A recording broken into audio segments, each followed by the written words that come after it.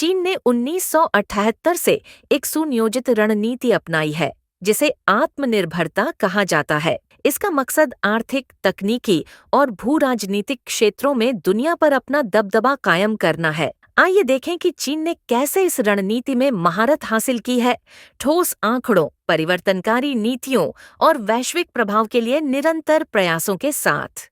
जिसमें सबसे पहले आता है दुनिया की फैक्ट्री से दुनिया के इनोवेटर बनने तक का उसका सफर। 2010 में चीन अमेरिका को पछाड़कर दुनिया का सबसे बड़ा निर्माता बन गया। 2024 तक चीन के सकल घरेलू उत्पाद यानी जीडीपी में लगभग 27% योगदान विनिर्माण से आया और देश ने वैश्विक विनिर्माण उत्पादन का लगभग 31.6% हिस्सा लिया, जिससे दुनिया की फैक्ट्री के रूप में इसकी स्थिति मजबूत हुई। अन्य देशों की प्रगति की कीमत पर चीन का विनिर्माण प्रभुत्व जारी है। हुआवेई, एक चीनी दूरसंचार दिग्गज, 2022 में वैश्विक दूरसंचार उपकरण राजस्व का 29% के लिए जिम्मेदार थी, जो 5G दौड़ में सबसे आगे थी। अमेरिका और यूरोपीय संघ के प्रतिबंधों के बावजूद हुआवेई ने अपने वैश्विक 5G अनुबंधों का विस्तार करने में कामयाबी हासिल की, जो चीन के तकनीकी लचीलेपन को दर्शाता है। ये दौड़ केवल 5G तक सीमित नहीं है, ये विनिर्माण प्रभुत्व की निरंतरता है और उनकी रणनीति में प्रगति है। तुलनात्मक रूप से अन्य सभी देश चीनी रणनीति पर प्रतिक्रिया दे रहे हैं,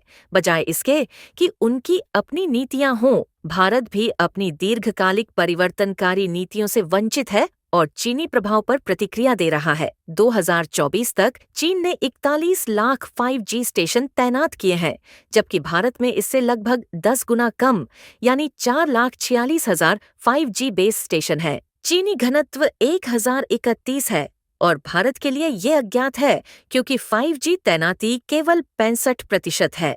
अमेरिका पिछड़ रहा है और उसके पास केवल 1,75,000 5G बेस स्टेशन है। चीन की औसत डाउनलोड गति लगभग 315 मेगाबिट्स प्रति सेकंड है, लेकिन दुनिया का सबसे तेज इंटरनेट नेटवर्क शुरू करने के लिए तैयार है, जो 1.2 टेराबिट्स प्रति सेकंड प्रसारित करने का दावा करता है, जो प्रति सेकंड 150 हॉलीवुड फिल्में प्रति सेकंड डाउनलोड करने जैसा है। अनुसंधान और विकास, 2022 में चीन का R&D पर खर्च $564 अरब के सर्वकालिक उच्च स्तर पर पहुंच गया, जो उसके जीडीपी का 2.5% है। देश अब अनुसंधान और विकास खर्च में वैश्विक स्तर पर दूसरे स्थान पर है, केवल अमेरिका से पीछे। मेड इन चाइना 2025 रणनीतिक प्राथमिकता वाले क्षेत्र। मेड इन चाइना 2025 पहल, जिसे 2015 में शुरू किया गया था, 10 प्रमुख क्षेत्रों को रेखांकित करती है, जिनमें चीन का लक्ष्य वैश्विक नेतृत्व हासिल करना है।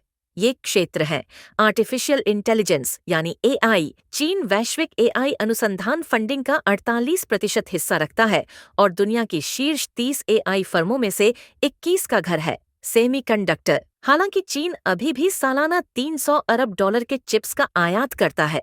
उसने 2025 तक अपने घरेलू सेमीकंडक्टर उद्योग को विकसित करने के लिए $14 खरब से अधिक की प्रतिबद्धता जताई है, जिसका उद्देश्य ताइवान के आयात पर अपनी निर्भरता को कम करना है। इलेक्ट्रिक वाहन, BYD और नियो जैसे चीनी EV निर्माता टेस्ला को चुनौती दे रहे हैं।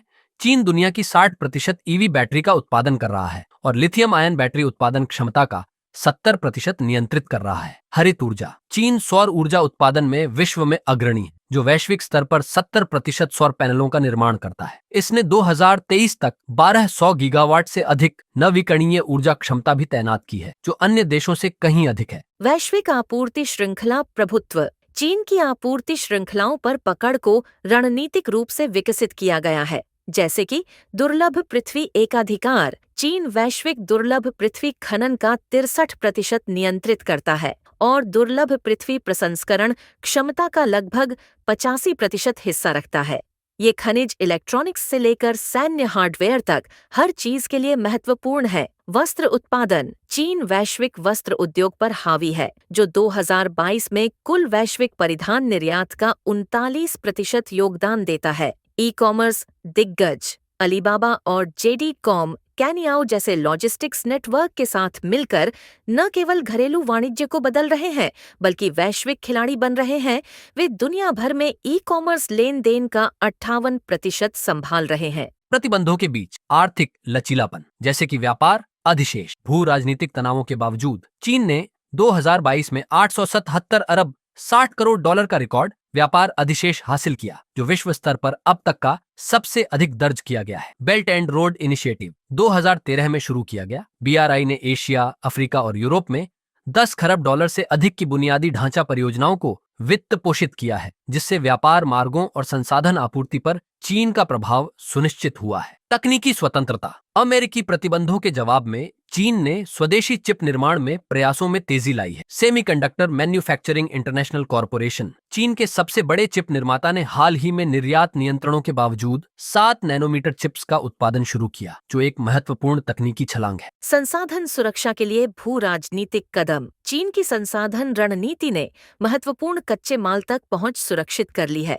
जैसे कि अफ्रीका। चीन ने 2005 से अफ्रीकी देशों में 150 अरब डॉलर से अधिक का निवेश किया है, जो अपने तकनीकी और EV उद्योगों के लिए कोबाल्ट और लिथियम जैसे संसाधन सुरक्षित कर रहा है। अफगानिस्तान। अमेरिकी वापसी के बाद चीन ने अफगानिस्तान के अनुमानित 10 खरब डॉलर के अप्रयुक्त खनिज भंडार, जिसमें दुर्लभ पृथ्वी और तांबा शामिल है, के खनन के लिए समझौते किए हैं। Latin America. ब्राजील और चिली जैसे देशों के साथ व्यापार समझौतों के माध्यम से चीन सोयाबीन, तांबा और लिथियम की विशाल मात्रा में स्रोत करता है, जिससे इसकी आपूर्ति श्रृंखला मजबूत होती है। सैन्य औद्योगिक परिसर। चीन की आत्मनिर्भरता की रणनीति घरेलू नवाचार द्वारा संचालित अपनी सैन्य प्रगति तक फैली हुई है, जैसे कि स्वदेशी हथियार प्रणाली। चीन का J-20 स्टील्थ फाइटर जेट और DF-17 हाइपरसोनिक मिसाइल स्वदेशी हैं, जो रक्षा प्रौद्योगिकी में इसकी आत्मनिर्भरता को उजागर करते हैं। सैन्य खर्च। 2022 में चीन का रक्षा बजट 230 अरब डॉलर था, जो इसे विश्व स्तर पर दूसरा सबसे बड़ा खर्च करने वाला देश बनाता है। अंतरिक्ष अन्वेषण। चीन 2021 में मंगल ग्रह पर सफलतापूर्वक रोवर उतारने वाला दूसरा देश बन गया और तब से उसने अपना अंतरिक्ष स्टेशन तियांगोंग लॉन्च किया है, जो अमेरिकी अंतरिक्ष प्रभुत्व को चुनौती दे रहा है। चीनी आत्मनिर्भरता विजन के लिए चुनौतियां। चीन ने प्रभावशाली प्रगति की है, फिर भी उसे महत्वपूर्ण चुनौतियों का सामना करना पड़ता है, जैसे अमेरिकी और यूरोपीय संघ के प्रतिबंध, उच्च तकनीकी निर्यात और विदेशों में चीनी निवेश पर प्रतिबंधों ने इसकी आपूर्ति श्रृंखलाओं को तनाव में डाल दिया है। वृद्ध होती जनसंख्या। 2030 तक चीन की लगभग 25% आबादी 60 वर्ष से अधिक की हो जाएगी, जिससे इसके श्रम गहन उद्योगों के लिए चुनौतियां पैदा होंगी। पर्यावरणीय लागत।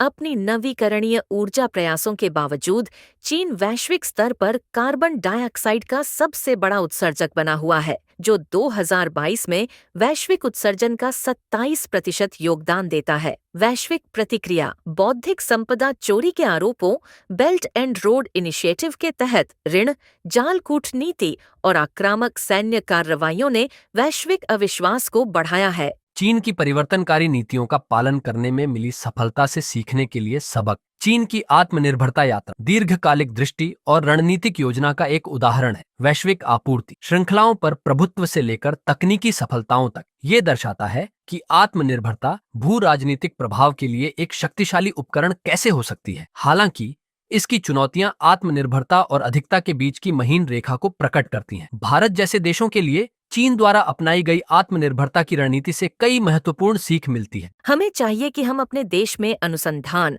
और विकास में अधिक से अधिक धन लगाएं, ताकि नई तकनीकों का विकास हो सके। इसके साथ ही हमें उन महत्वपूर्ण संसाधनों को सुरक्षित करना चाहिए जो हमारे उद्योगों और अर्थव्यवस्था के लिए आवश्यक हैं। इसके अलावा हमें ऐसे मजबूत उद्योगों का निर्माण करना चाहिए जो बाहरी झटकों का सामना कर सकें। ये सब करते हुए हमें विश्व के अन्य देशों के साथ सहयोग बनाए रखना भी आवश्यक है, ताकि हम वैश्विक स्तर पर अलग थलग न पड़ें। आत्मनिर्भरता की दौड़ अब केवल एक आर्थिक महत्वाकांक्षा नहीं है, ये 21वीं सदी में भू राजनीतिक अस्तित्व का आधार है।